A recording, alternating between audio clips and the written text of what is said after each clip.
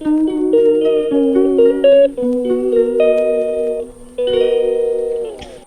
Friends, তোমরা সবাই কেমন আছো? আশা করি খুব ভালো আছো। তোমাদের ভালোবাসা পেয়ে আমরাও খুব ভালো আছি।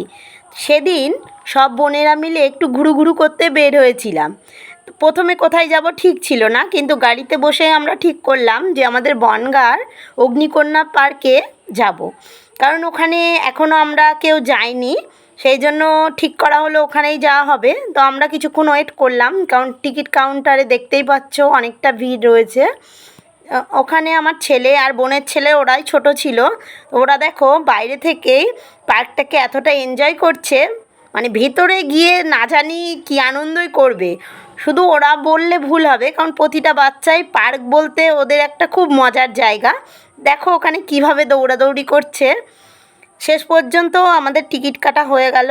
তো প্রথমেই চলে গিয়েছিলাম টয় ট্রেনের সামনে, কারণ ওরা দুইজন খুব বায়না করছিল ওই ট্রেনটাতে উঠবে। এর আগে তো আমার ছেলে টয় ট্রেনে চড়েনি কোনো দিন, তাই জন্য দেখো কিভাবে দেখছে, আর না জানি যে উঠে কী করবে।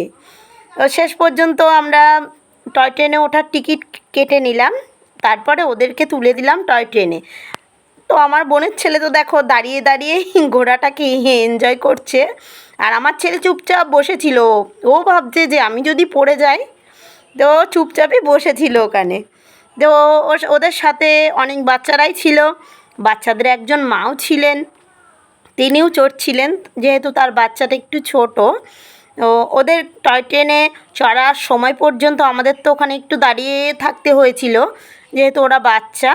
তো ওদেরকে নামিয়ে একটু ঘুরু করে নিলাম পার্কের ভেতরটা এত সুন্দর না, তোমরা যারা যারা এসছো প্রত্যেকেই জানো।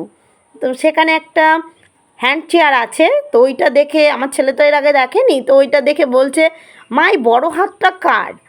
তো আমি বললাম, বাবা এটা চেয়ার, হাত এটা কারোর মানুষের হাত না। তো তারপরে ওকে একটু উঠিয়ে দিয়েছিলাম। তারপর সন্ধ্যা হবে সেই মুহূর্তে প্রতিটা লাইটই জ্বালিয়ে দিয়েছিল পার্কের কিছু কিছু করে। তো সেই সময় পার্কটার ভেতরটা এত সুন্দর লাগছিল, বিভিন্ন কালারের লাইট জ্বলছিল যেহেতু। তো সামনেই দেখো ওয়েভ পুল রয়েছে, কিন্তু আমরা যেহেতু সন্ধ্যা করে গিয়েছিলাম ওয়েভ পুলের আর ঢুকতে পারিনি। তো এখানে তো কত রকমের চড়ার জিনিস ছিল, তো দু একটাতে ওদেরকে উঠিয়েছি। তারপর চলে গিয়েছিলাম ছোটা ভীম স্ট্যাচুর কাছে। আমার ছেলে তো বারবার বলছে, মা এই ছোটা ভীমটাকে আমাদের বাড়িতে নিয়ে যাওয়া যাবে? তা আমি বোঝালাম একে নিয়ে যাওয়া যায় না, এখানেই থাকে সব সময়। তো দেখো সামনে দাঁড়িয়ে একটু ছোটা ভীমের মতো পোজ দিয়ে ফটো তুলে নিল।